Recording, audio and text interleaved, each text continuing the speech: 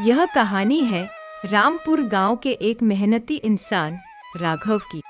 राघव अपनी कड़ी मेहनत और पसीने से अपने परिवार के लिए 2 वक्त की रोटी जुटा पाता था। उसके घर में उसकी पत्नी रश्मि और एक बूढ़ी माँ रहती थी। राघव के पास एक छोटी सी जमीन थी जो उसके पूर्वजों की आखिरी निशानी थी। राघव दिन भर उसमें पसीना बहाता और शाम को थका हारा घर आता। कड़ी मेहनत के बाद उसे थोड़ा ही आराम मिलता था। अजी, आप खेत से आ गए? मैंने आपको कितनी बार बोला है कि खेत में इतना देर तक काम मत कीजिए। देखिए तो कितनी रात हो चुकी है। अब खड़े खड़े मेरा मुंह देखते रहेंगे या हाथ मुंह धो के खाना भी खाएंगे? एक तो दिन भर उस छोटी सी जमीन में पता नहीं क्या करते रहते हैं। खेत को छोड़िए। और हाँ, आज सेठ धनराज आए थे। उन्होंने कहा है कि कल उनके यहाँ कुछ काम है तो आपको बुलाया है। अब आप जल्दी से मुंह हाथ धोकर खाना खा लीजिए क्योंकि सुबह आपको जल्दी जाना होगा। ठीक है रश्मि, मैं जल्दी से हाथ मुंह धो लेता हूँ। तुम बस खाना लगा दो और हाँ, 2 रोटी ही देना क्योंकि मुझे लग रहा है कि तबीयत थोड़ी खराब है। धूप में काम करने से ऐसा ही होता है। थोड़ा आराम करूंगा तो खुद ब खुद ठीक हो जाएगा। ठीक है, मैं खाना लगा देती हूँ। राघव फिर बैठकर खाना खाने लगता है।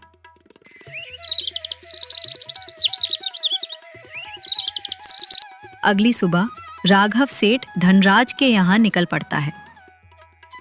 राघव आज बहुत खुश था क्योंकि उसे 2 महीने से काम नहीं मिल रहा था। अब उसके चेहरे पर एक अलग सी चमक थी। राघव सेठ धनराज के यहाँ पहुंच जाता है। नमस्ते मालिक। मैं जब कल शाम को अपने खेत से घर आया तो मुझे मेरी पत्नी ने बताया कि सेठ जी घर आए थे और उन्हें कुछ काम था, इसीलिए मैं भागा भागा आपके घर आया हूँ। अब आप मुझे बता दीजिए कि क्या काम है, मैं उसे फटाफट से कर देता हूँ। ठीक है राघव, ये देखो, इस गाड़ी पर 25 चावल की बोरियां हैं। तुम्हें शाम तक इसे गोदाम में सही से रखना है। देखो राघव, ये गाड़ी आज 4 दिन से यहीं है। मोहन की तबीयत खराब है, इसीलिए ये काम तुमको सौंपा है।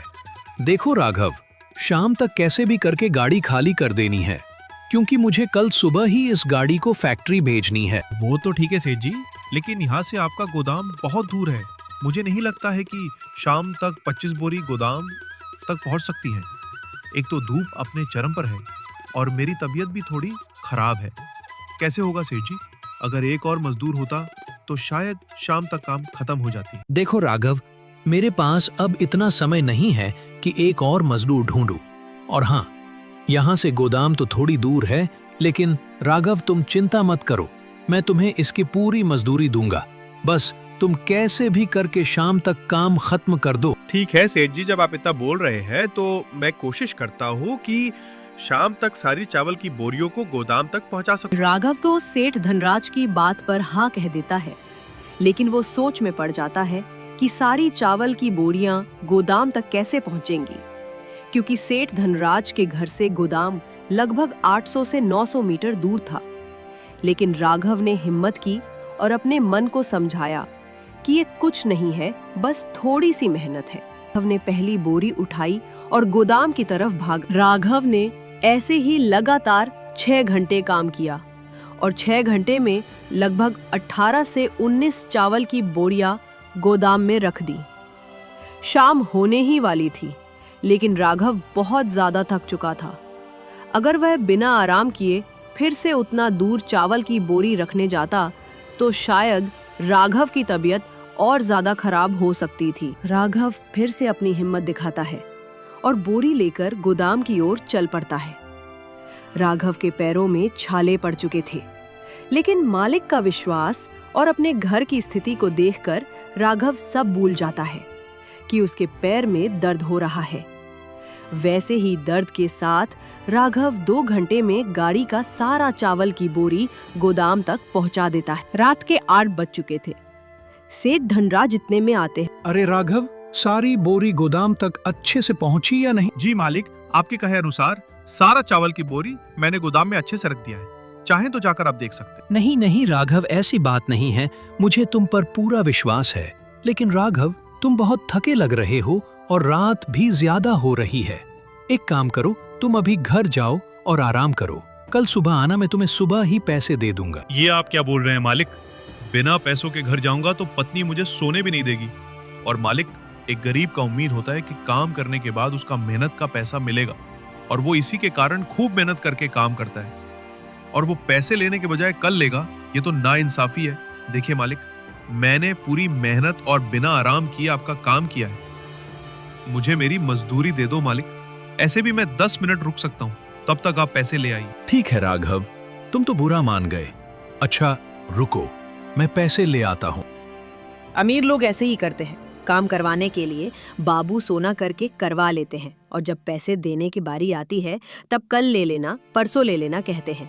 लेकिन राघव ने अपनी सख्ती दिखाई और अपने हक का पैसा मांगा। थोड़ी देर में सेठ धनराज पैसे लेकर आता है। ये लो राघव, 25 बोरी का मजदूरी 40 रुपए। अब तो खुश हो ना? सेठ धनराज थोड़ी बेईमान जरूर है, लेकिन दिल का बिल्कुल साफ है। राघव को एकदम पैसे ठीक दिए हैं। राघव बहुत खुश हो जाता है और अपनी मजदूरी लेकर सीधा घर की ओर निकल पड़ता है। राघव इसलिए खुश था क्योंकि बहुत दिनों के बाद उसकी मेहनत की कमाई उसके हाथों में सही आई थी। अब राघव की हालत थोड़ी सुधर सकती थी। राघव घर पहुंच जाता है। आजी, आपको इतनी रात क्यों हो गई? आपको पता है कि मैं और माँ जी कितना परेशान हो रहे थे। अगर आप थोड़ी देर और लेट करते तो हम दोनों सेठ धनराज के यहाँ निकलने ही वाले थे। बताइए तो, रात के 9 बज चुके हैं, इतनी देर तक कौन काम करवाता है? अरे रश्मि, वो सब छोड़ो। देखो तो, मेरे पास 40 रुपए है। आज मैं रश्मि बहुत मेहनत किया हूँ। 900 मीटर दूर चावल की बोरी रखने गया हूँ। इसी के कारण मुझे देर हो गई। लेकिन तुम चिंता क्यों कर रही हो? अब तो मैं घर आ गया ना। ये लो रश्मि, ये पैसे संभाल के रख दो। इससे हमारी अब हालत थोड़ी सुधर सकती है। देखो बेटा, तुम बहुत थके लग रहे हो। चलो जल्दी से हाथ मुंह धो लो, तब बहू खाना लगा देगी। और बहू, राघव बहुत थक चुका है। दिन भर इसने खून पसीना बहाया है। इसे खाना खिलाकर इसका थोड़ा हाथ पैर दबा देना, जिससे थोड़ा आराम मिल जाएगा। जाओ बेटा, कमरे में हाथ मुंह धोकर पहले खाना खा लो। अरे रश्मि, मैं खेत में जा रहा हूँ। थोड़ा खेत की जुताई करनी है। अजी, आप कल ही काम करके आए हैं ना, अभी थके होंगे। आप आज भर घर पर ही आराम कर लो, कल से खेत में काम करने चले जाना। अरे नहीं रश्मि, काम नहीं करूंगा तो 2 वक्त की रोटी कहां से जुटा पाऊंगा? कल पूरी मेहनत करके कमाया, लेकिन आज आराम करके खा लूंगा तो मेहनत का फायदा ही क्या होगा? नहीं, मैं खेत में जाऊंगा, क्योंकि खेत की जुताई समय पर नहीं करूंगा तो फसल कहाँ उगेगी? फिर तो वही वाली बात हो जाएगी कि एक दिन कमाओ और दूसरे दिन बैठकर खाओ। ठीक है जी, आप खेत में चले जाओ, आपसे कौन जीतेगा। लेकिन कल की तरह आज भी रात को मत आना, नहीं तो फिर से हम लोग परेशान हो जाएंगे। खेत की जुताई करके सीधा घर आ जाना। राघव अपनी पत्नी को ये विश्वास दिलाता है कि कल की तरह आज रात नहीं करेगा, खेत की जुताई करके घर आ जाएगा। इतना कहकर राघव खेतों में जाने लगता है।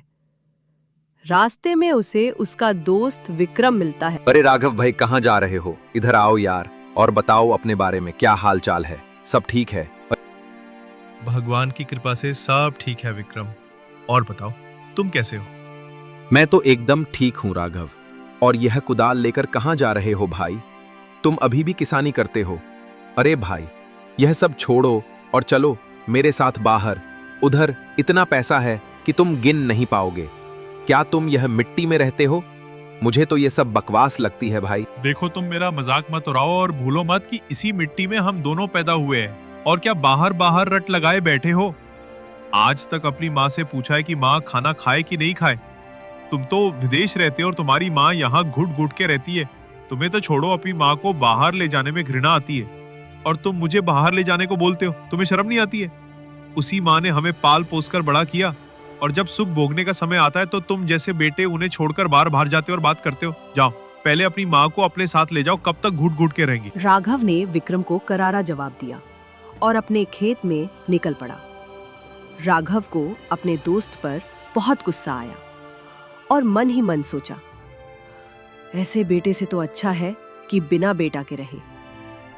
विक्रम तो पहले ऐसा नहीं था। लेकिन अब बिल्कुल बदल चुका है। हाँ, ये सब पैसों के कारण हुआ है। बाहर में इसने खूब पैसे देखे हैं, जिससे अपनी माँ को ही भूल गया। राघव अपने खेतों में पहुंच जाता है और वो सब भूल जाता है जो रास्ते में हुआ।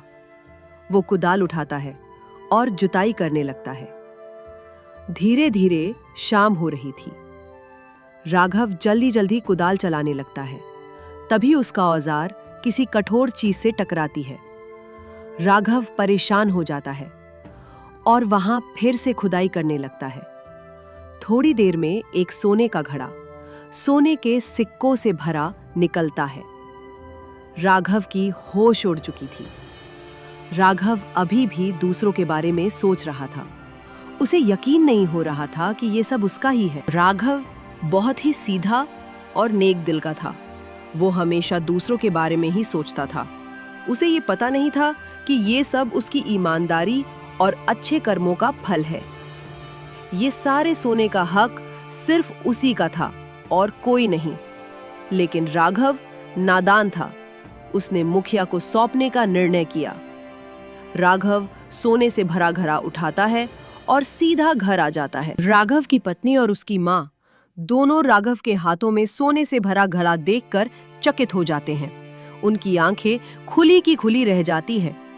उन्हें यकीन नहीं हो रहा था कि ये सोने से भरा घड़ा है। अरे राघव बेटा, ये क्या लाए हो तुम? ये तो सोने का सिक्का जैसा लग रहा है। ये क्या है? ये तुम यहाँ क्यों लाए हो? ये तो सोने का सिक्का लग रहा है। कहीं सोने का सिक्का तो नहीं है? अरे हाँ रश्मि, ये सोने का ही सिक्का है। ये मुझे अपने खेतों में मिला है। मैं जब अपने खेत की जुताई कर रहा था, तब मेरी कुदाल एक कठोर जैसी चीज से टकराई। मुझे लगा पत्थर होगा, तो मैंने वहां पर खुदाई की तो देखा कि सोने से भरा घड़ा है। देखो माँ, मुझे लगता है कि हमारे गांव में किसी व्यक्ति का होगा। मैं ना इसे मुखिया को सौंप दूंगा। वो गांव में ढूंढकर जिसका होगा वो उसे दे देंगे। राघव बहुत ही ईमानदार और नेक दिल का था। उसे हराम की दौलत नहीं चाहिए थी। राघव ने फैसला किया कि वो गांव में कुछ लोगों से सोने के सिक्के के बारे में पूछेगा। तब उसे जहां जाना होगा जाएगा। राघव सोने का सिक्का अपनी माँ को दे देता है और गांव में जांचने चला जाता है। सबसे पहले वो अपने पड़ोसी रघु के पास जाता है। अरे रघु चाचा, क्या गांव में किसी की सोने का सिक्का से भरा घड़ा गुम हुआ है क्या? अरे पागल हो गए हो क्या राघव? गांव में कौन अमीर है और किसके पास सोने का सिक्का होगा जो भुलाएगा? और तुम ये आज कैसी बात कर रहे हो? लगता है तुम पागल हो गए हो। हम लोग गरीब आदमी के पास सोना कहाँ से आएगा भाई? फिर वो गांव के एक और व्यक्ति मोहन भाई से पूछता है। अरे हाँ राघव, आज तुम्हें लगता है कुछ हो गया। गांव में किसी के पास सोने से भरा घड़ा नहीं होगा तो कहाँ से गुम होगा? और हाँ राघव, तुम यह बात क्यों पूछ रहे हो? कहीं तुम्हें सोने से भरे घड़े तो नहीं मिल गए? अरे नहीं मोहन भाई, ऐसी बात नहीं है। वो क्या ना, मुझे कल रात को सपना आया था कि गांव में किसी का सोने से भरा घड़ा भुला गया है। इसलिए मैं सोचा कि कहीं ये बात सच तो नहीं। इसलिए मैं गांव में पता करने के लिए आ गया। मुझे माफ कर दो आप लोग, मैंने आपका खाम का समय बर्बाद कर दिया। यहाँ राघव ने अपनी बुद्धि का इस्तेमाल किया और उसे पता चला कि गांव में किसी का नहीं है वो सोने का घड़ा। राघव बहुत खुश हो जाता है और सोचता है, हे भगवान, ये तो गांव में किसी का नहीं है। अब मुझे समझ आया कि ये मेरा खानदानी सोने का सिक्का है। अब मेरी सब गरीबी दूर हो गई। हे भगवान, आपका बहुत बहुत शुक्र है। लेकिन मैं इसे आधा से ज्यादा गरीबों में बांट दूंगा, क्योंकि भगवान हमें बहुत दे दिए हैं। मैं इसमें से अपने हिसाब से रख लूंगा, बाकी सब गरीबों में बांट दूंगा। आज मैं बहुत खुश हूं। दोस्तों, ईमानदारी अच्छी बात है, लेकिन हर जगह ईमानदारी काम नहीं देती है। कहीं कहीं हमारी बुद्धि भी काम देती है। राघव ने ऐसा ही किया। अपनी बुद्धि का इस्तेमाल करके पूरे गांव वाले से सोने के बारे में भी पूछ लिया और उसकी अपनी ईमानदारी भी अपनी जगह पर सीमित रही।